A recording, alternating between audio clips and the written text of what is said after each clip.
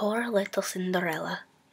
Who more deserving of finding her prince and turning into a princess? Yeah, right. First off, Cinderella did not have to do the hardest work in all the house. Our stepfather was a man of rank, remember, and my mother was no peasant. We had such fine rooms and beautiful clothes and status enough to be invited to the king's ball. So we certainly had maids and servants to scrub the floors and wash the dishes. Cinderella offered to help with the work, probably because she had nothing else to do. She didn't seem interested in much besides pleasing people. Drove me crazy. And she did not have to sleep in straw bed in a poor room at the top of the house.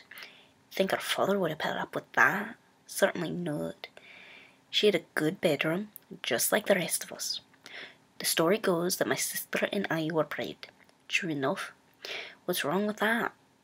What's wrong with being proud of what you can do, of what you worked hard to learn well? All those fine clothes people kept talking about were my own sister's making. She was into fashion design. And as for me, well, it was known I could ride a horse to win the most competitions in the land. So sure, we were proud, but vain? Yes, we spent a lot of time in front of the full-length mirror. My sister had to see the effect of her creations, and so I suppose she's vain as one gets in that line of work. And as a favour, especially on days too wet or too cold for the horses to be out, I often modelled her half-finished pieces for her, but that's it. I wasn't even good-looking by standards, and no peaches and cream in my complexion. And it's true, Cinderella wasn't invited to the ball, but only because the king thought she was too young. And we certainly didn't snub her like you think. We called her into our rooms and asked her for advice on our clothes, and to make her feel part of the excitement. She liked that. You know how younger sisters are. She wanted to iron and mend that. We even let her do our hair. But we never called her Cinder Wench, or actually even Cinderella. Her nickname was Cinderella, little child, and somehow the K must have gotten switched to a C. As for what happened at the ball, that's true too. She was very beautiful, our new little stepsister, we never denied that.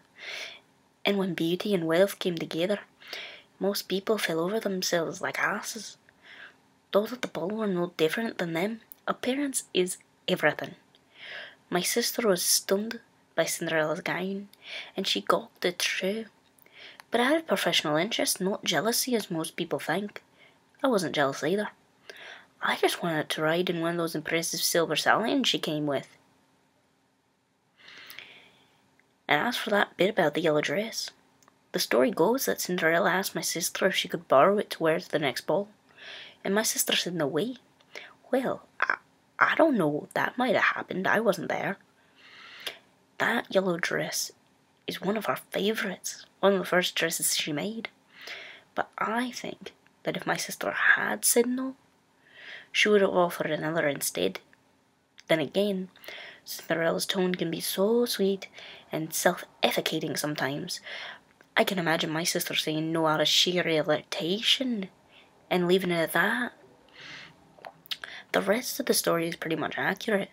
All three of us went to the second ball. Cinderella forgot about her curfew, lost her slipper on the way out, and there is one thing I want to get straight though.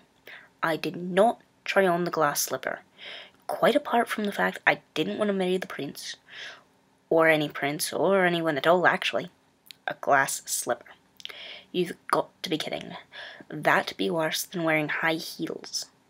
Not only would it make walking difficult, but with the obvious risk of broken glass, cutting and bedding, it would discourage movement altogether.